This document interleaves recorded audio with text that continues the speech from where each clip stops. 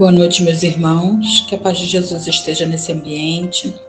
Vamos dar início à nossa reunião de hoje, convidando o jovem Gustavo Martins para fazer a leitura da página de harmonização e logo em seguida faremos a prece inicial. Boa noite a todos. A página de hoje é do livro Estude e Viva, de psicografia de Francisco Cândido Xavier, pelo Espírito de Emmanuel. Acidentados da alma. Compadeces-te dos caídos em moléstia ou desastre, que apresentam no corpo comovedoras mutilações.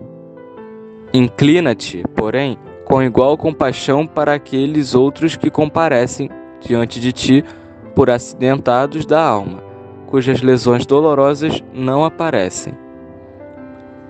Além da posição de necessitados, pelas chagas ocultas de que são portadores, quase sempre se mostram na feição de companheiros menos atrativos e desejáveis.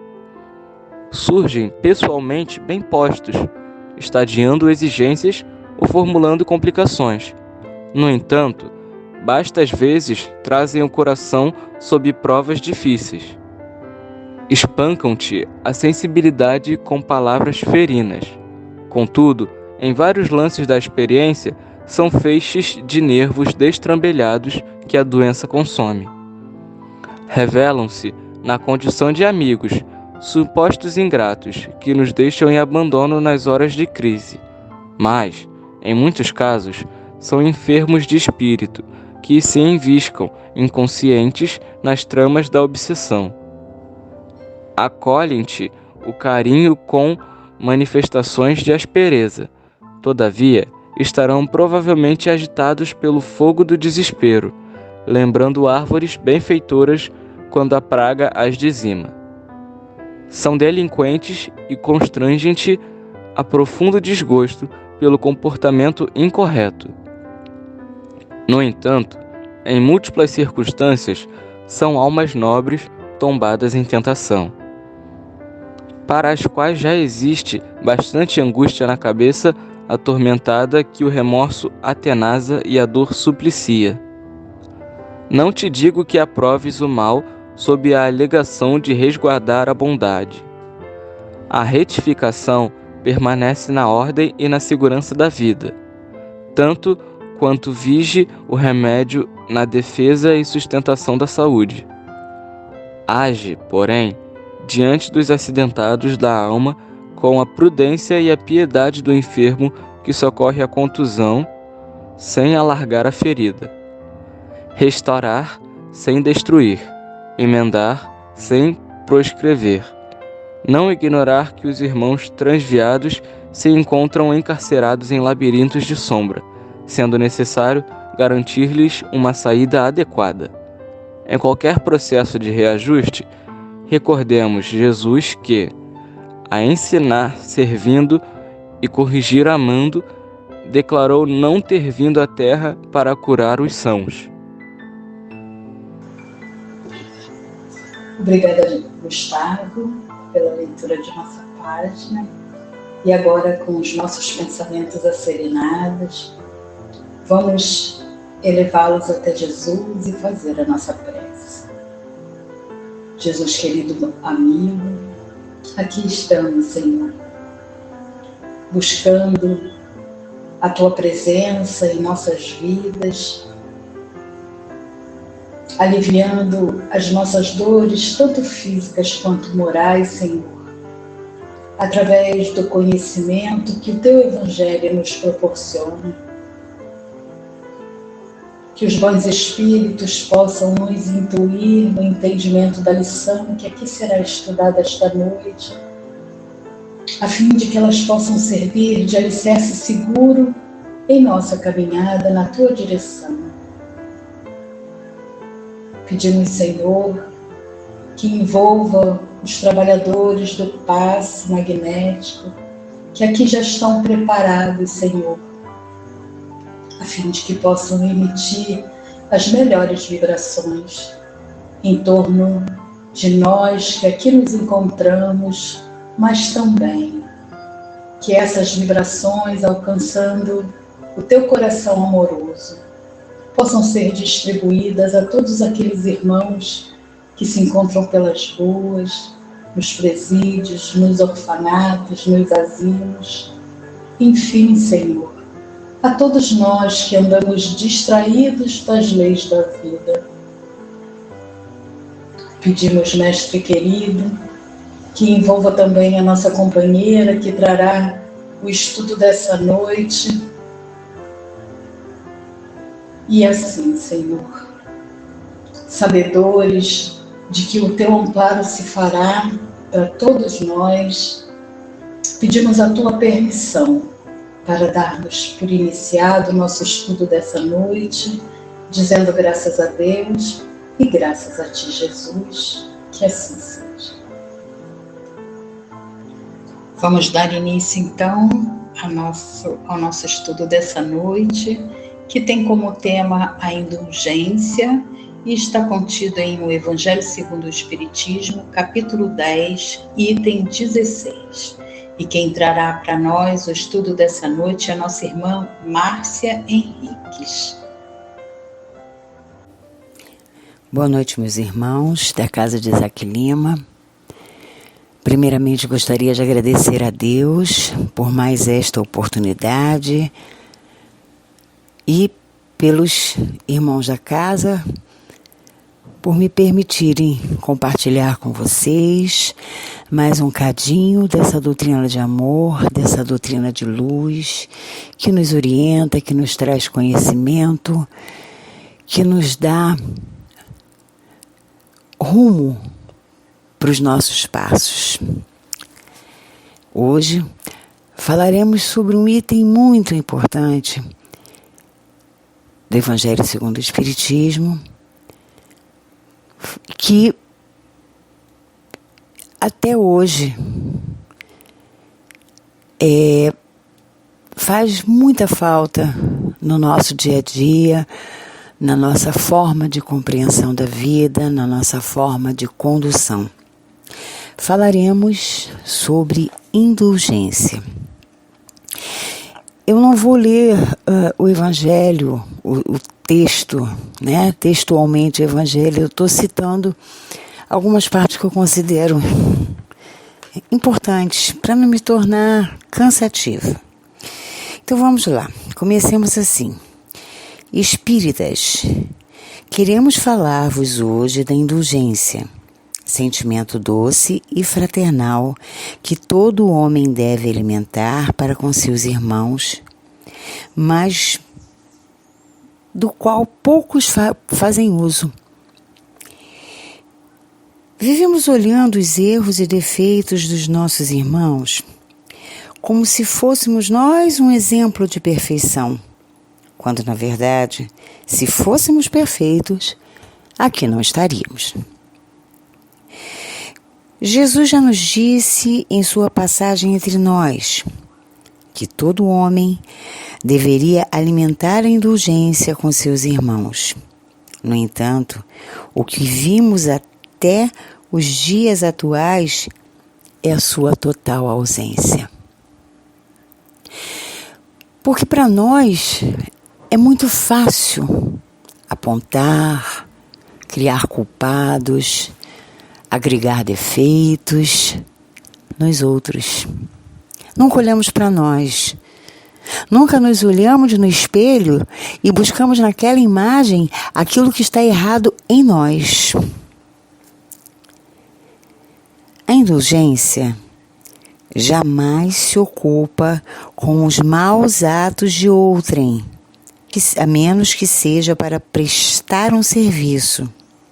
Sim, pois às vezes necessitamos apontar algum fato equivocado como exemplo, para não ser repetido. Mas ainda assim, utilizamos os erros como ferramentas e não como forma de crítica. Às vezes nós necessitamos realmente falar, digamos, para os nossos filhos: olha, meu querido, você está vendo ali o fulaninho, ele não quis estudar, ele não quis seguir um caminho, e ele parou no tempo. É uma boa pessoa, mas não teve quem orientasse ele. Hoje você tem a mim, que estou te orientando. Ou seja, não precisamos agredir, ser cruéis, sermos ácidos com os outros para ensinarmos a alguém sobre algum assunto que nós consideramos importante. A indulgência, ela não se ocupa com os maus atos de outrem, a menos que seja para prestar um serviço. Isso está no Evangelho. Então devemos ser cautelosos até no momento em que nos utilizarmos de alguns pontos negativos em alguém para elevarmos aquilo que é verdadeiramente importante. Como já disse, não somos perfeitos. E devemos sempre observar nossos próprios atos antes de apontarmos o dedo para os erros dos nossos próximos. Temos que usar a autocrítica para melhorarmos a nós mesmos. Afinal de contas, gente, temos tanto o que melhorar em nós mesmos. A indulgência não vê defeitos. E se existem, quem a pratica não expõe seu próximo à maledicência alheia. Porque quando nós falamos, fulaninho fez isso estava errado, quando nós falamos isso, sobretudo a terceiros, nós estamos expondo uma pessoa a uma terceira pessoa que vai fazer uso daquela informação, daquele defeito, daquela falha, da maneira que bem lhe aprouver. E nem sempre, infelizmente, as pessoas fazem uso disso de boa maneira. Às vezes, pensamos que levantar uma crítica é uma forma construtiva de ajuda. Sim, tentar conduzir um irmão, mostrando que aquele caminho não é o melhor caminho, é certo. Mas devemos conduzir essa crítica de forma a não ofender, com delicadeza. Caso contrário, pareceremos hostis e seremos encarados como algozes. Então vamos pensar, vamos nos colocar no lugar dessa pessoa. Nós gostaríamos que uma pessoa chegasse como se fosse dono da verdade, apontando o dedo para as nossas falhas, tentando nos consertar, porque o que mais vemos hoje em dia são as pessoas encontrarem soluções para os nossos problemas. São muitos. Todo mundo palpiteia, né? E isso é desagradável. Por quê? Cada um de nós somos juízes de nós mesmos e Deus acima de tudo. Então é muito desagradável ver, se eu fosse você, eu faria assim. É muito desagradável. E a todo momento você ouvindo da mesma pessoa ou de pessoas diferentes, as pessoas apontando seus defeitos e dando sugestões práticas e fáceis para consertá-lo, isso é muito desagradável, muito desgastante. E a indulgência, ela vem exatamente para nos alertar aquilo que não devemos fazer com os outros, por ser desagradável, por ser inconveniente. Quem de nós não criticou nos outros aquilo que habita em nós mesmos? Nossa, fulano é espalhafatoso, mas eu também sou. Só que eu não estou enxergando isso em mim, então eu vou apontar o próximo. E mais um trecho do Evangelho. Sedes indulgentes com as faltas alheias, quaisquer que elas sejam. Não julgueis com severidade, senão as vossas próprias ações, e o Senhor usará de indulgência para convosco, como de indulgências houverdes usado para com os outros. Na medida em que as pessoas também, e todo mundo, nós vivemos em sociedade, então todo mundo presta atenção em todo mundo. Então, na medida que as pessoas começarem a nos enxergar, ver como nós tratamos o nosso próximo, como nós realmente tentamos ajudar, como nós realmente somos indulgentes até com aquilo que seja inconveniente, é uma corrente do bem. As pessoas vão falar assim, poxa, eu poderia ser assim também. Então nós passamos a ser o exemplo. E Jesus já nos traz no Evangelho essa dica maravilhosa. Não existe aquela frase, faça com os outros aquilo que queiras que façam com você. Isso é uma frase de mão dupla, gente. Se queremos a indulgência para com nossos erros, temos que fazer o mesmo com o nosso próximo. É uma frase de mão dupla. É uma troca. Vamos fazer o bem, receber o bem. Vamos nos dar ao próximo e o próximo, no momento que precisarmos, vai se dar a nós. E temos como referência a passagem do Pai Nosso. Essa oração que Jesus já nos trouxe, nos deixou como um dos mais importantes legados, é o momento em que nós conversamos com Deus do fundo do nosso coração. E aí vem aquele pedacinho. Perdoai as nossas ofensas, como perdoamos aos que nos hão ofendido. Palavras sublimes que resumem bem a necessidade da prática da indulgência. Perdoai as nossas ofensas, assim como nós perdoamos a quem nos tem ofendido, não importa a versão, né? Porque existem várias variantes por conta de tradução, enfim. Mas a essência é essa. Quando nós pedimos a Deus que nos perdoe, como nós podemos pedir a Deus que nos perdoe e dar garantias de que nós perdoaremos, se ao virarmos as costas estamos fazendo exatamente o contrário? Quando pedimos a Deus para perdoar nossas ofensas, pedimos pela sua misericórdia. Mas Ele espera de nós que pratiquemos sua lição de justiça, que sejamos justos com os nossos próximos, para que Ele também seja justo conosco. A indulgência anda lado a lado com o amor. Se amamos verdadeiramente nossos irmãos em Cristo, conseguiremos enxergá-lo com olhos benevolentes. Todos nós temos obstáculos a transpor.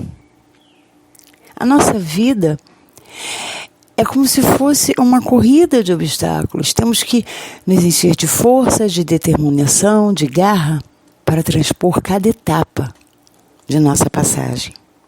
Temos defeitos a corrigir. Então, para que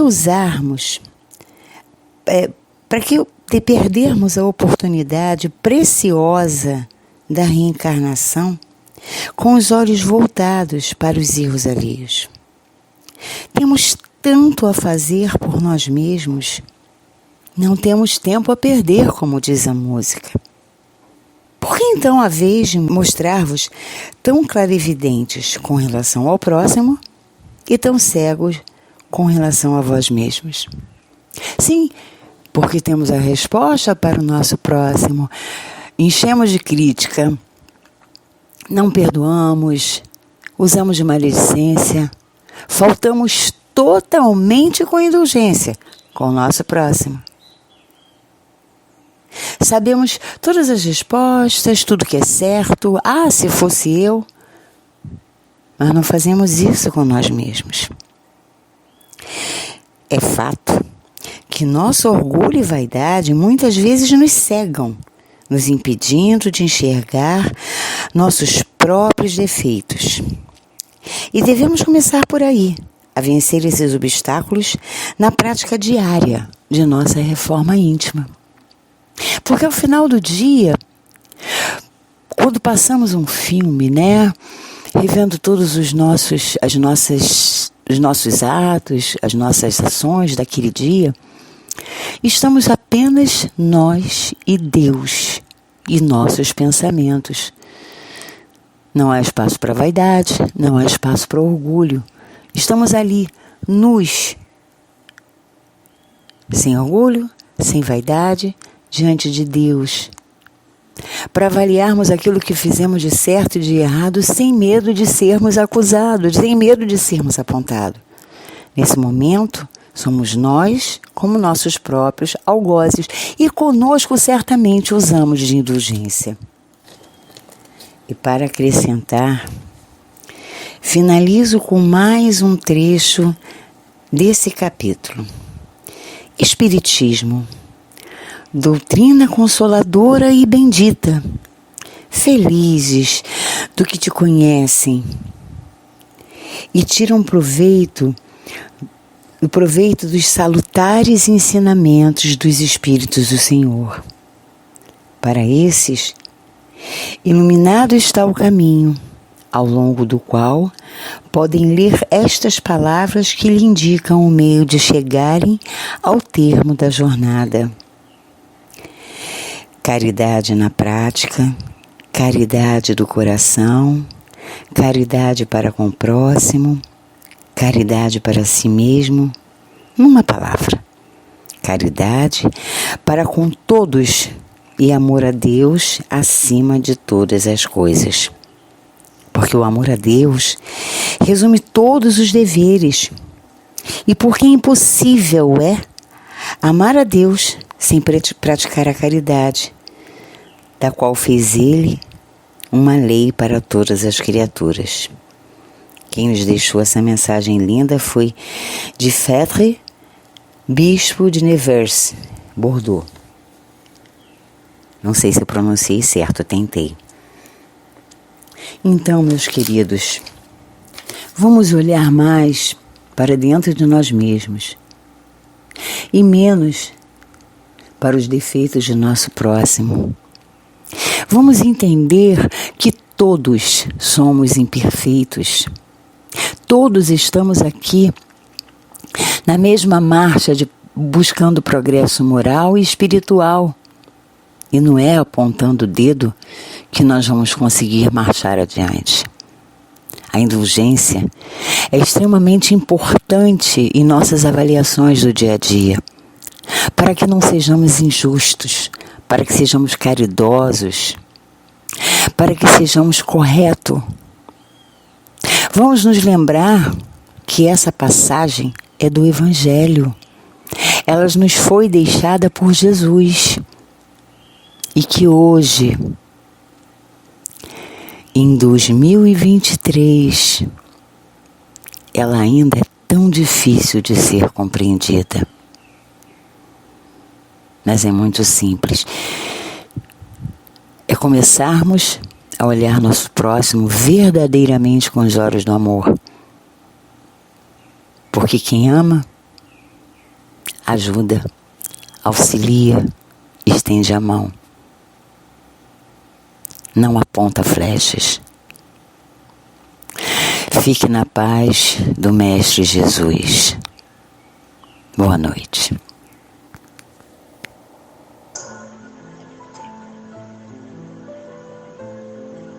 Obrigada, nossa irmã Márcia, pelo estudo desta noite. E vamos então, mais uma vez, agradecer a Jesus por aqui estarmos. Jesus, amigo querido, obrigada pelas lições valiosas do Teu Evangelho que iluminam a nossa caminhada em busca da felicidade que desejamos.